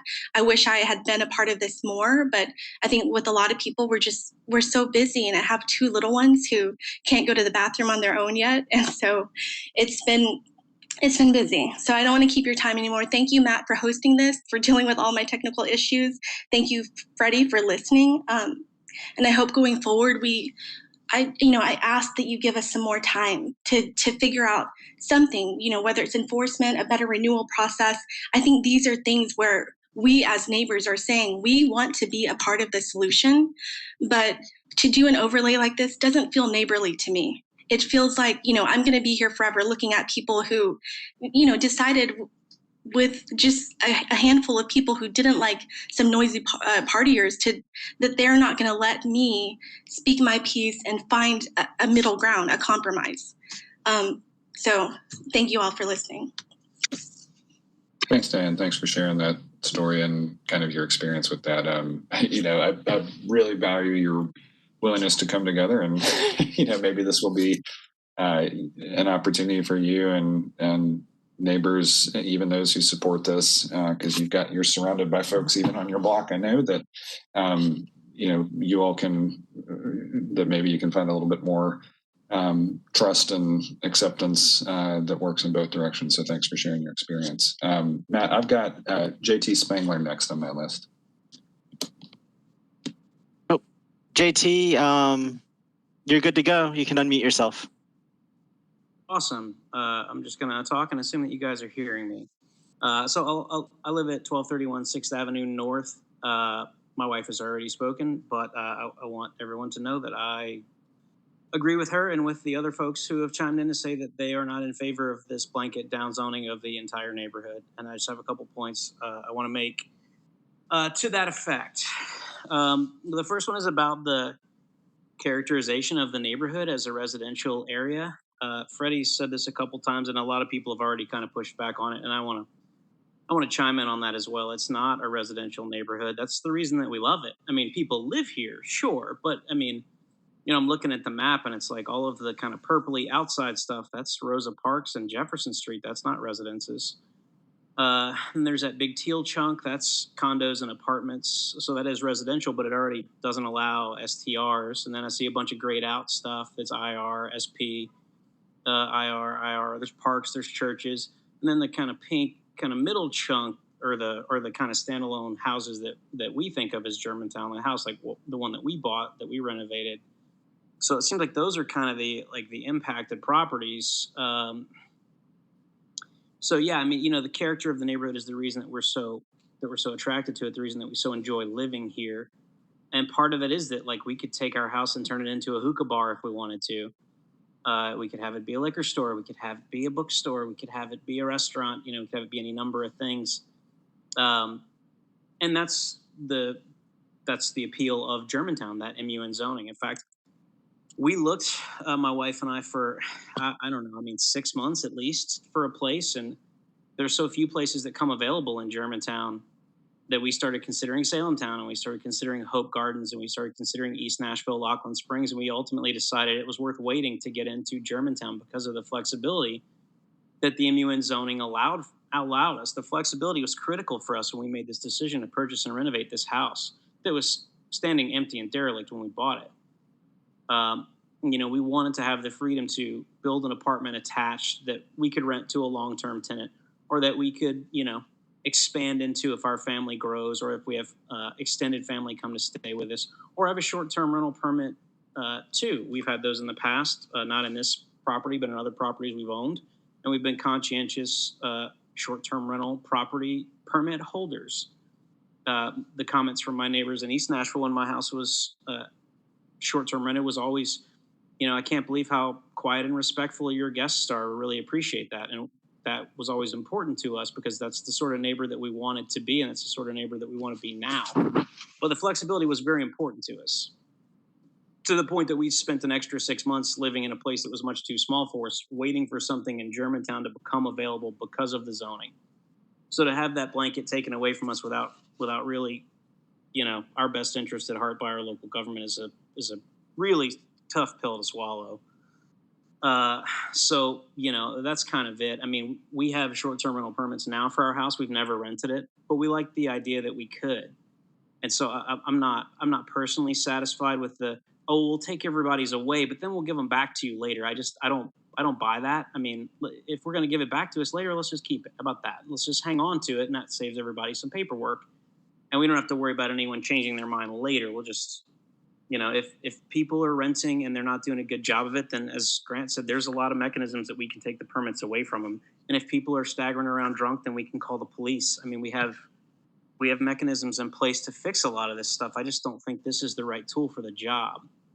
And then I think the last point, because I know we've been on this thing for a while and I don't want to take up too much anyone's time.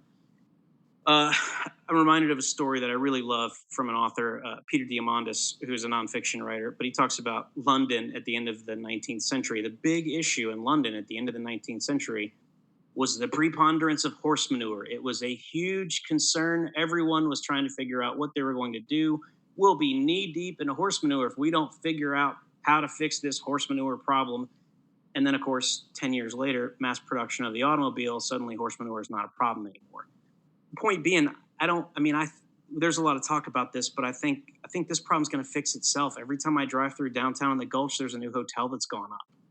You wouldn't open a restaurant in every house in Germantown because the market wouldn't support it. And that's the same for Airbnbs. The neighborhood's not going to become all Airbnbs. There's no need for that. But we do need to keep that character that we all like. And the reason that there's so many great businesses in the neighborhood is because we have people come from out of town and stay here and patronize them. And they may stay in Germantown, they may stay somewhere else, but they take their Ubers and they take their, pedal cabs and whatever. And they come over and they eat and they drink and they have coffee and, we want that. That's why we have all this awesome stuff in the neighborhood. So, I would really like to see us take a more measured approach to this and see if we can't narrow in on what the actual problem is and how best to solve that without any blanket rezonings of people who, at least judging from this call, mostly don't want that. But again, thank you guys for your time. And I appreciate you hearing us out on this. And I will go back to mute now. Thanks, JT.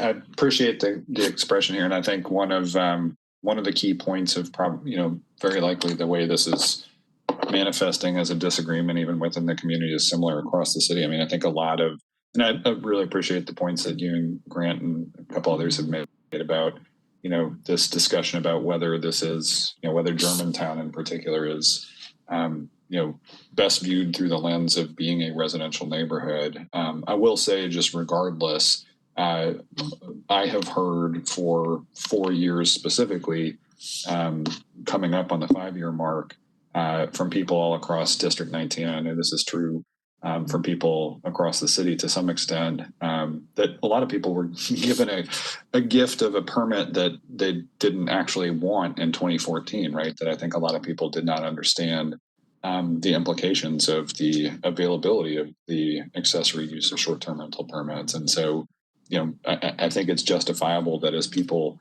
have seen how that has played out, that there is ongoing regulatory activity. And that's the point of today's discussion, is to kind of suss that out. And as I said at the outset, if we come up with something that works more effectively, that alleviates the concerns that have been raised to me personally, then I'm happy to consider an alternative approach. So thanks for doing that. Thanks for speaking today. Nancy Eckert is next on the list, Matt. I'll jump in real quick. We do have another raised hand from a first-time person. So Britt DePriest. Oh, hang on. Can I pause? Nancy reached out to me, I think, before you saw Britt's hand. Sorry. Let's go to Nancy Eckert, and then we'll come to Britt next. Perfect. That works. Thank you, Freddie. I appreciate it. My husband and I, Brian Eckert, Nancy Eckert, we live at 1218 5th Avenue North. I want to say I agree wholeheartedly with what everyone has expressed so far on this call. But I want to add what I think might be maybe a new perspective to what's already been shared. We live on our property. We live here with our 2 kids who are 11 and 13 years old. We do have an owner occupied permit. And prior to COVID, we were a very active Airbnb home.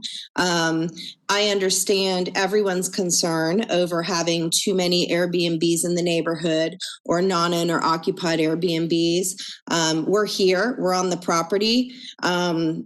If I thought the drunken guests were an issue or a problem, I wouldn't have my children living on the same property with the people that we're renting to. We try very hard to police it. We try very hard to be good neighbors. Burdell Campbell lives directly across the street from me. We're happy to host her family every Christmas in our Airbnb.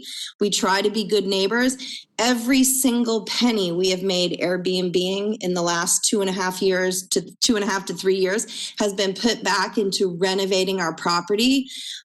This is our biggest asset. So what I want to add to the whole conversation is, listen, I'm all for whatever y'all can work out and figure out and whatever, but my issue is simply the effect on my property value. And I haven't really heard anybody say, hey, we've reached out to a third party who's assessed this and determined what impact would be to property values if we change the zoning. And I don't know the answer either, although I've had 2 appraisals done recently on my property, and I think the impact would be significant.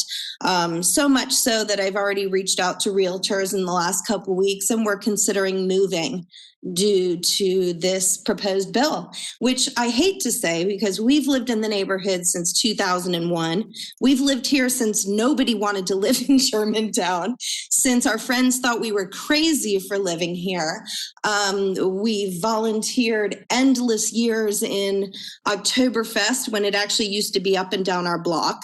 We've been good neighbors and we love our neighbors, but this has forced us to look at this and want to move. So all I'm saying is it feels like to me this is already a done deal and this is going through. And if that's the case, I would ask for some time for property owners to be able to sell their property so we don't lose value. So what I mean by that is if this is something that's going to go into effect, I would like a 6-month buffer or a 12-month buffer or something that I could sell the property before the zoning change goes into effect, because this is my family's largest asset and I'm concerned. And I appreciate the opportunity to talk. I agree with all the points everyone else has made, but I just think that what I had to add to it was that about the financial value, and I would like some time. Not this goes into effect upon passing and is an immediate change into the permit status, because I do believe it will greatly impact my residential property value, even though nobody is really talking about that. And since nobody wants to discuss it, I think it's a concern, so much so that I will sell my property and move if this goes into effect. So thank you for the opportunity to speak. And, I hate this because I love my neighbors and I love my neighborhood, but I have to protect the largest asset that my family owns. So thank you. Nancy, thanks for sharing your perspective. Britt, I'm sorry, I had one other person before we go to Britt. I'm sorry, Matt, I have one other person. Marshall Nelson had gotten in the queue before I think Britt raised his hand, so I want to go to Marshall if we can. Okay. There you go. Marshall, you're free to start once you unmute yourself. Hi, everyone. Can you hear me? Yes. All right, this is Marshall Nelson. I live at 1400 Rosa L. Parks Boulevard, Unit 216 in Worthing Lofts. One thing that I did want to discuss that JT had mentioned, if you look at the teal MUG next to Taylor Place and Hume Street, that is not all Worthing. There is a development that is going next door that is Hume Place and Hamilton Place that does not have any restriction in terms of becoming a short-term rental complex for all intents and purposes. So I want to give a little bit of a backstory. I don't want to spend too much of everyone's time discussing it because it's not exactly relevant to everyone, but I actually met Freddie roughly 2 years ago when I lived at 501 Fifth Avenue South on the other side of town at a property called the Olmsted. The Olmsted was purchased, and about 2 months after that purchase took place, every single one of those units was available. It was for all intents and purposes, just an apartment complex. Every single one of those units were able to apply for a short-term rental permit. And myself, as someone who, had moved downtown with my wife, I had uprooted, I moved out of the suburbs because I wanted to engage with my city. I wanted to live in downtown Nashville. I wanted to see if this was something that worked for us. And within 2 months of moving in, we found out that the entire complex was going to be able to be an Airbnb property. And I can tell you from firsthand experience, that was not a fun thing to be around. Having that many STRs in in one building with no staff, it was hell on earth. There were people passed out in the hallways. There was vomit around every corner. There was spit wads on the wall. So that's all inside of one building. So my concern as someone who literally broke their lease and decided that they wanted to live in Germantown because they didn't want to be around that. That is what is at stake at the property next door to me now. Now, just like some of you bought in and things changed, I bought in and things changed. What was publicly available on the developer's website was not what was passed. There was supposed to be retail. There was supposed to be all these other, things. And now what we're getting is apartments. And the developer has said that he actually too supports this legislation. But they typically hold on to their properties for 9 years. If they decide that they wanted to sell tomorrow, they could literally apply for short-term rental permits for however many units are in that development. I think it's at least 600. So I could have literally bought in immediately next to that. So to those of you who say you bought in with the idea that one thing was going to happen and something else is happening, I'm with you. Like I'm right there. I'm on the other side of the fence. So that's my experience. I personally enjoy living in a neighborhood with businesses, but I also want them to be governed as businesses. I want them to be reflected as businesses. I don't want to have a business that doesn't have any kind of the facilities that come with a business. This building that I lived in, they were for all intents and purposes a hotel with no hotel staff. That's my concern. So I fully support this bill. Thank you, Freddie and Matt, for giving me the opportunity to speak. Thanks, Marshall. And Marshall said it quickly in passing, but I do want to just let folks on the call know I do have a letter of support for the general legislative approach from SWH Holdings, who is building Hume House. Matt, I guess we can go to Britt now. Thanks. Perfect. Britt, looks like you're unmuted and you're good to go. Hi, my name is Britt DePriest. My family and I live at 1211 7th Avenue North. I support this rezoning, and I support it because it's a quality of life issue for myself and my family. We've had a few interactions with short-term renters on our street. Interactions that we have not been positive. And the thought that that can be changed by increasing enforcement, sort of massaging the enforcement around the edges, I disagree with, for the simple reason that there is not enforcement in this neighborhood. People have made the comment, you can call the police. All due respect to the police, they don't show up about half the time. We've called them a few times for things like property theft, breaking and entering, trespassing, potential domestic violence across the street. Now, let me be clear. Those are not concerns that were related to short-term rentals. Those are separate concerns. Sometimes the police show up and sometimes they don't. To the extent that when we've had problems with some of our short-term rental neighbors, we've just handled them ourselves. So I don't know that increasing enforcement is going to help. We're pretty much starting from zero. There's some of the concerns about is Germantown a residential neighborhood or is it a mixed use neighborhood? I would say everyone's correct when they say it's a mixed use neighborhood with a pretty heavy residential component. My concern is that as a realtor who deals with investment real estate, that as you look around and see a lot of these homes, they could be homes or they could be office spaces or they could be small scale retail. They could be broken up into apartment buildings, 3 or 4 different apartments in there. If you do the math, when business is good, the highest and best use for a lot of them is short-term rentals. So the concern that I have is we won't have a mixed-use neighborhood. We'll have a short-term rental neighborhood. And there are a few examples of neighborhoods where that math has been done and they've turned that corner in the neighborhood. And property values are high, but I'm not sure it's a place where any of us would really want to live. So that's my 2 cents. I support the rezoning. Thank you. Thanks, Brett. Matt, I did hear from Ron Hogan, so maybe go to him next.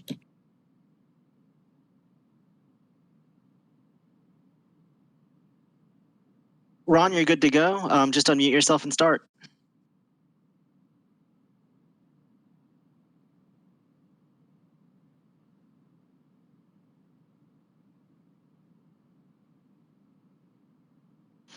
Ron, there you go. Okay. Can you hear me now? Yes. All right. There we go, Ron. Thanks. All right. Oh, sure. This is Ron Hogan. I live at 1227 Fifth Avenue North, and I'm also the president of the Homeowners Association, Historic Germantown Neighborhood Association. We support the board as a whole has not really taken any position on this bill, although we have been working with Freddie for the last 1.5 years on it. And so this is the outcome of it. We were sitting and waiting for a lot of this comment and coming out of this meeting to see where we're going to go down the road. But overall, the majority of the board, while I can't speak for the board as a whole, I think the majority of the board supports something to be done with regard to non-owner occupied short-term rental. The main problem that started out, this was 1.5 years ago, was the development across from Fifth and Taylor, where Lazzaroli's was. Those are 13 units that are going to be non-owner occupied short-term rental. If you walk by the street, on Fifth Avenue, by those units and look in the middle of it, you'll see a 15 or 20 foot monument that is going to be a fire pit in between all of these units. The board was presented with this development and was told that it was not going to be a short-term rental. They said it several times, and as a matter of fact, we clapped after that we were told that it was not going to be short-term rentals, they were going to be townhomes. That again increases the residential aspect of Germantown. Unfortunately, that was not the case. They went from having residential units would have 26 parking spaces available on site. This unit has 17 parking spaces, and they were given credit for the other 9 spaces out on the street. That was okay for a townhome. However, this is going to be, they can hold up to 12 people per unit. A total of 156 people could be in that unit at any one time. Now that's obviously not going to be every day. It may not be ever, but the possibility exists. The main concern that the board had was, where are these people going to park? Everybody says, yeah, they all fly in and they take Uber and they take Lyft. That's not necessarily true. I have 2 non-owner occupied rentals behind me, and there were several times there were 4 and 5 cars there, and this was just one house. But anyway, that was the main concern, and that was where we started working with Freddie. I'd also like to point out that the board, I've heard a number of comments here that the board doesn't represent me, the board doesn't represent us. It's a little handpicked group. It is not necessarily a handpicked group. Everybody on this board is representative of people in this neighborhood. I myself had short-term rental permit. I'm not opposed to them. I'm opposed to clusters of them where we're getting really bad, parking issues. And you all know what the parking issue is, at least before pre-COVID.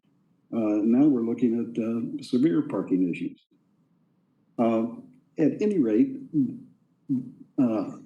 that's about all I can say on there. We've been working with Freddie on this. This is the culmination of that, and I understand and hear all of the concerns, and there are certainly options that can be taken, and that's why I think Freddie put this together today to see what we could do. Just as a note, also, the board puts out an agenda every month. It's on Next Door Neighbor. We also have a mailing list that we send to people, and you can see what's on the agenda. And again, from the last year and a half, short-term rental issues have been on the agenda a majority of the time. So, people say that, hey, that we've never heard of any of this, and but there have been people out here working on it. So, at any rate, we'd certainly love for you to get your email to us. We'll get agendas out and hopefully work with Freddie and get something that everybody's happy with. That's all I have to say. Thank you. Thanks, Ron.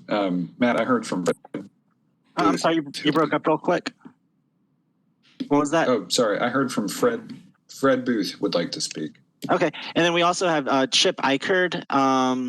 And then I'm sorry, I keep forgetting your name, but Census still has his hand raised if we have time for second speakers. Yes, we'll see if we have time to come back to him. I'm still getting through everybody's first name. And who was that you had on your list? Fred Booth. Right. Oh, there he is. Okay, perfect. Fred, you're free to unmute and start.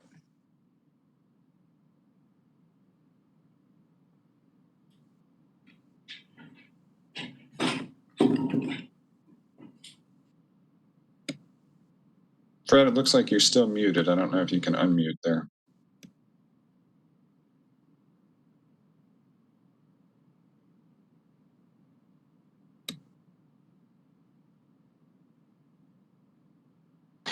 Hey, can you try Fred, unmuting? Unfortunately, the way this meeting got set up, I can only request people to unmute.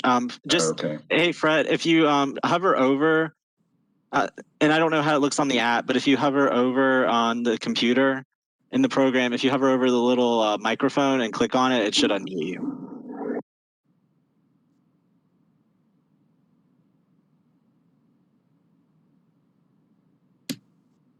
All right, we can go to Chip then and see if we can come back to Fred. Will do. Chip, you're good to unmute yourself and start speaking. Matt and Freddie, I think we all thank you guys so much for being here and staying on this long on a Saturday. My name is Chip Eichard. I own property at 1406 4th Avenue. And I've been working through zoning codes and historic now for over 2 years to build 2 units. And at the final stage of completion and now moving to permanent financing. I had a conversation with the bank and the appraiser, and this zoning is going to put a hold onto that for a little bit until it's resolved and they know a little bit more about it. And they're expecting it to drop between 30 and 35% of the value. Of course, at an 80% loan to value, I'm going to be upside down in it, and with very few options to sell with this. And I understand that the property tax increase considering all the global issues, but that lumped on top of a 30% reduction at the same time is just a tough pill to swallow. And I just want that kind of voiced and you guys to be aware of that too. Thank you guys for your time. Thank you. Fred, you're unmuted now if you want to get started. Thanks a lot. Hang on, Can you quick, Matt. hear me now? Matt, Fred and Matt, yeah, we can hear you just fine. Let me come to Chip real quick. I wanted to get a point of clarification if he's still available. Chip, are you saying, I just want to get some clarification, because I know I heard specifically from Steve and Grant about their project, which they, had sort of designed and brought to market with this intention, and they're nearing completion of construction. Are you in a similar situation where this is kind of, hey, this was a project we had in the pipeline with this intended use? Are you in a similar boat to where Steve and Grant were describing? Yes, sir, absolutely. It's been in the pipeline for 2.5 years, and we would have been completed, if it wasn't for COVID 6 months ago. Yeah, I got you. Did I get your address right at 1406 4th? Yes. Okay, perfect. All right. Thanks so much, Chip. And Fred, you're up next. Thank you. Can you hear me now? Sure can. Can you hear me now? Yes. That's great. Sorry about that. Couple of things I need to, I think, clarify, I think would benefit everyone. There have been some generalizations stated tonight, some sweeping overstatements, I guess you'd say, about exactly what will happen if this passes. And so, Freddie, step in and correct me on any of these if I am wrong. Because I've heard people talk about losing things, which I understand your legislation protects for them to keep. For instance, if this passes, anyone who has a short-term rental permit, whether it's owner-occupied or non-owner-occupied, can keep that. It remains in effect. People who don't have an owner-occupied permit at this time will be able to add an owner-occupied permit in the future. In other words, I think what you've put together, and I heard the concerns and skepticism by some people about your intent at a previous meeting we had. And I think what you've done is cobbled together something that addresses as much as possible to anyone who wants to be fair and balanced, a good solution that addresses everyone's concerns. So when someone says, I don't want to lose my non-owner occupied short-term rental permit, and if this happens, I will lose that, that's just not true. And I either don't understand that, or they're just stating that to kind of stir things up and scare people. The truth is that what this does is provide much needed balance in a community where at the rate STR permits are being granted, we will soon have the future of this community, the character of this community, the feel of this community dictated entirely by investors, many of whom are not even here, don't even live here. We need some balance. And just very quickly, let me tell you, by the way, I live at 1317 4th Avenue North. Love what Diane and Randy have done next door, and have never had any complaints about any of the tenants. They do a great job. And in fact, we have had no problems personally, directly with any short-term rental people, whether it's non-owner occupied or owner occupied. And I hope that remains true. However, I know from stories others tell of other parts of Germantown that it's been pretty horrible at times. And enforcement, Britt points out correctly, is just something you cannot depend on. And so there's a time to strike a balance. And when my wife and I moved here 13 years ago, although Germantown was not officially zoned residential, it sure did feel residential. It felt a lot like the hometown where we grew up. Really close to a lot of great things to do in a big city, but a nice neighborhood feel. We had a partnership going on, unofficial, unspoken, but understood, between businesses and residents here. They supported our neighborhood efforts. We supported them in every way we could. And then there began to be an element here that didn't share the same values, that was more concerned about investment than they were quality of life, or at least willing to risk quality of life issues because of their investments. And we need to put some brakes on. We need to put some limits on this. And as I understand it now, as I said, you've taken care of those who have the permits. You've taken care of those who want to get the non-owner occupied permits. And there's just time to have a balance. There's time to restore some sense of balance between business and residential. Let me add to that one final thing or two. First of all, I've had no problems and no complaints about the apartment complexes that have gone up and down our street and over on the next block. I think that's great. If for that to happen, I think it does add an element to the neighborhood that is great. Let me say that right behind me, across the alley, is the units that people have been talking about. The 6 buildings that will have 13 short-term rental units in them.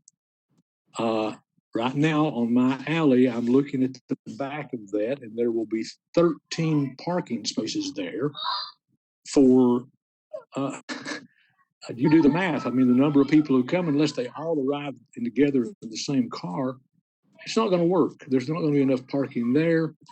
We will have parking problems on the street. We personally will probably have parking problems with people blocking our parking. I'd be fine if that were a long-term rental apartment, because as I said, we've had no problem with that. But it's going to be a party house. There's no question about it. And we've got to put a stop to this. So I appreciate the opportunity to speak. I wholeheartedly support what Freddie is trying to do. I believe that there are now 75 homes in Germantown like mine where an owner-occupied standalone residential dwelling. And so we're greatly outnumbered already, and we need to do something to restore some balance. Thanks so much. Fred, thanks. Wanted to quickly note, I know Diane and Derek both noted a couple technicalities on the perpetuity of permit reissuance, but I mean, broadly, you're correct. I mean, the way this is structured, and frankly, again, coming back to something I said to Jim earlier, I couldn't even, if I wanted to, take away people's permits, but people who already have non-owner occupied can renew them. And if the entire proposal is implemented, people could still obtain new owner-occupied permits. So that is the structure, and you are correct about that. Matt, I've got Sonia Link has reached out to me to be recognized. I believe she's a call-in, so if she could just go ahead and unmute herself on her phone, she's free to start.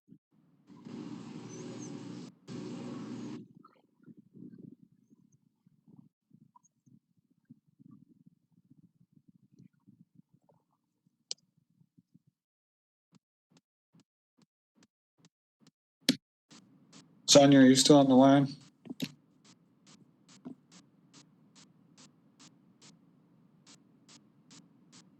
I guess while she's working on that, do you want to let, I am so sorry, I keep forgetting your name, but Census, do you want to let him speak again? Yeah, Jim can go ahead since he's Yeah, I just have a quick question for you, Freddie. Thank you for allowing me to circle back.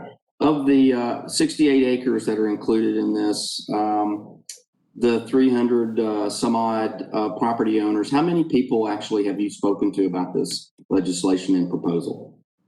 In terms of personal interaction, you know, I'd have to go back and check because, you know, to Andrew's point, I've certainly received more correspondence about it than I've been able to personally cover, but it's personally spoken to telephone or through text or through, you know, email. How many people have actually spoken to you about this proposal?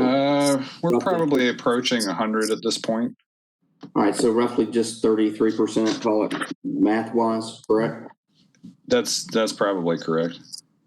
All right. Well, I would just, again, some of the comments here have been to maybe pause and slow down until you have, again, a 68 acre rezoning proposal is a pretty broad brush here.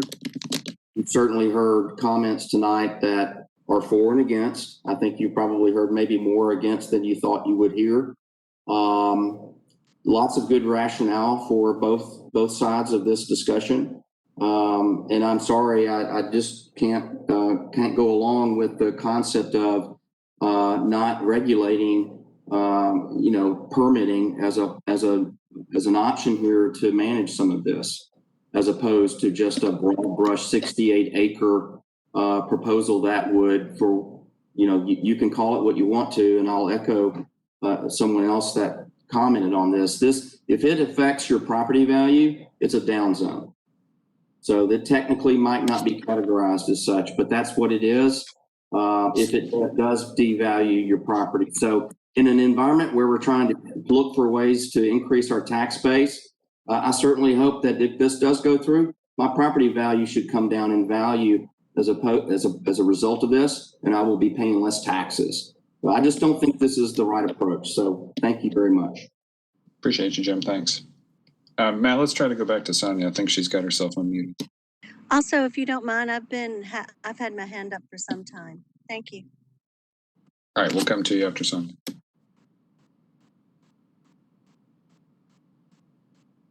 Sonia, you're free to start whenever you're ready. I don't see you on here.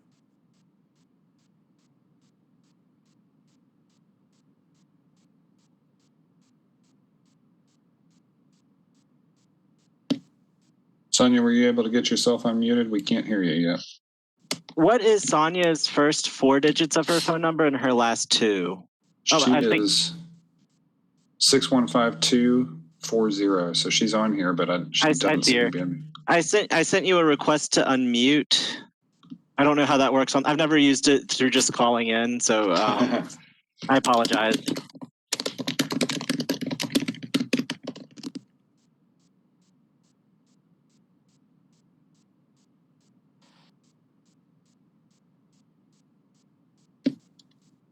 And Matt, you can't just auto unmute the call-ins? No, it's only sending a request to unmute.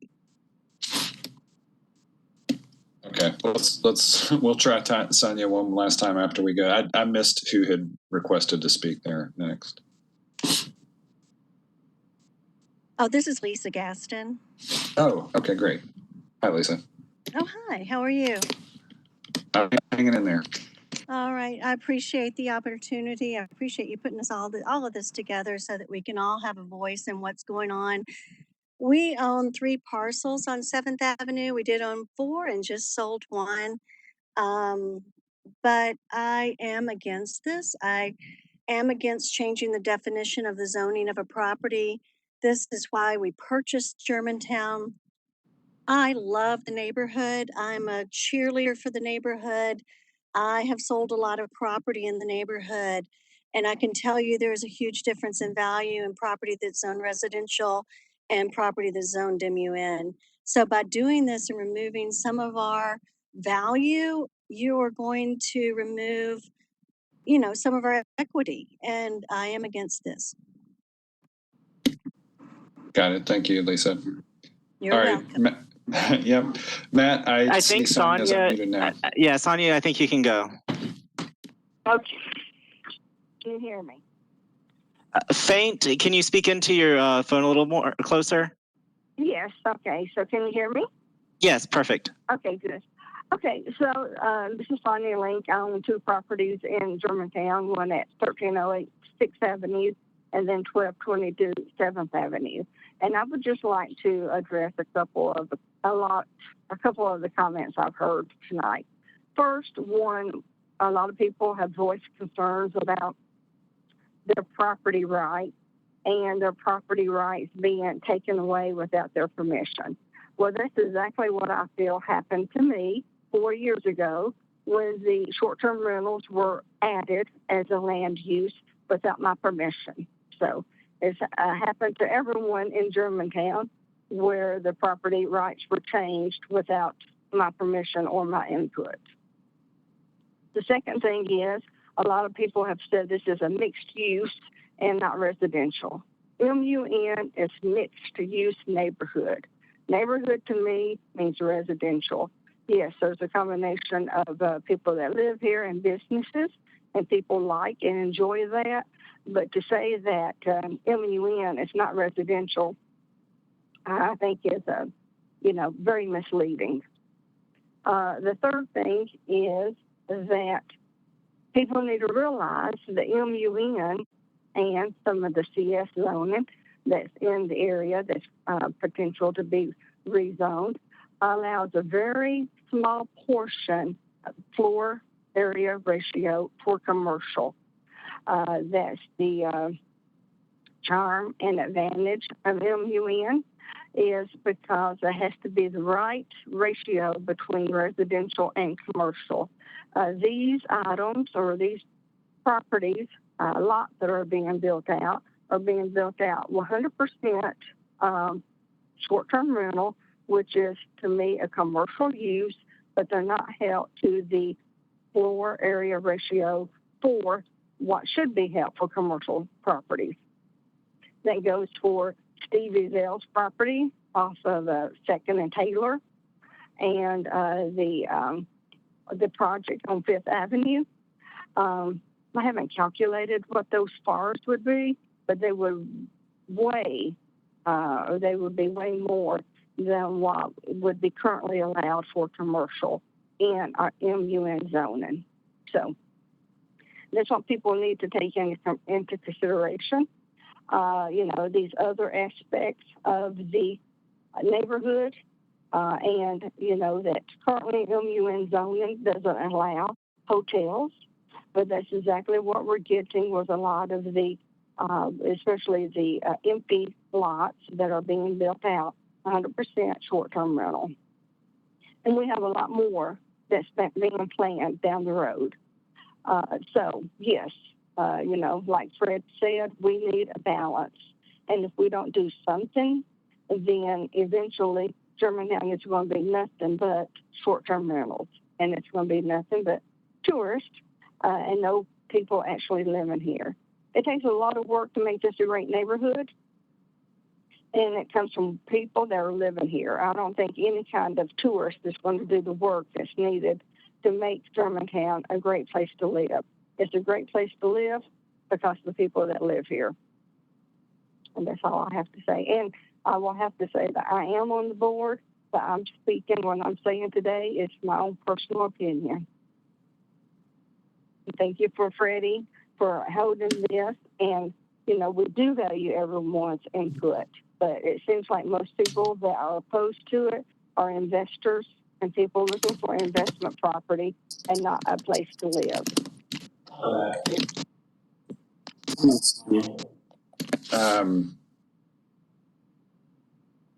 I don't have anybody else in my queue. There are no more hands raised, so I think this might be a good time to wrap it up since it's almost 5:15 now.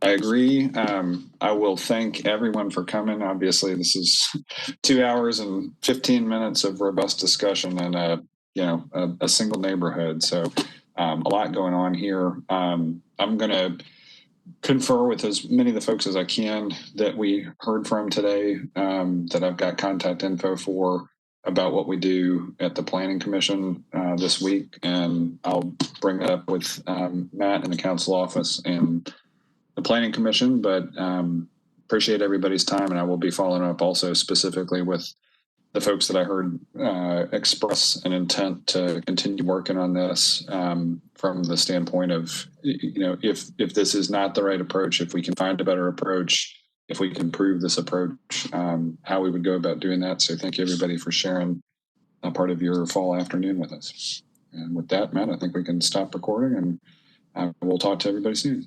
Thanks.